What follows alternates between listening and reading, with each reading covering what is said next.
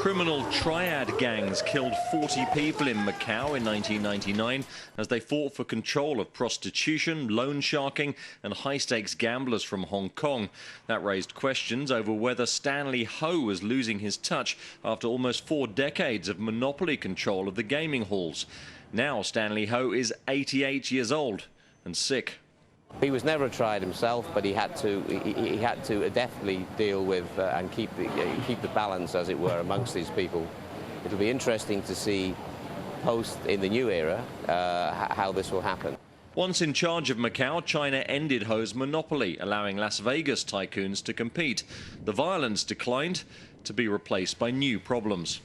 The old gate between mainland China and Macau has been replaced by a much larger and more modern border post. Most of the casino's gamblers come through here, bringing money. The main concern is it's not always their own. Particularly at this time when there's been a huge loosening up of the economy in China, a huge amount of money spent on infrastructure during the stimulus and the rest. So people are watching very carefully to see how much of this will find its way to Macau and then on elsewhere.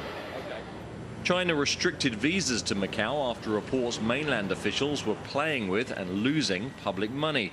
That hurt the casinos and Macau's residents. 70% of tax revenue comes from gaming companies. Some of the Chinese officials, they just take the public money to gamble in Macau. So that this is the major concern by the Chinese government to check with those irregular money to flow from mainland China to Macau. China isn't the only country with concerns. In 2005, the US blacklisted Macau's Banco Delta Asia, saying it laundered money for North Korea. North Korean leader Kim Jong-il's eldest son has been seen in Macau, and Stanley Ho ran a casino in Pyongyang. And investigators for New Jersey's gaming regulator say Stanley Ho's daughter, Pansy, is an unsuitable partner for any casino operating in Atlantic City. Pansy has a Macau joint venture with MGM Mirage. Paul Gordon, Bloomberg News, Macau.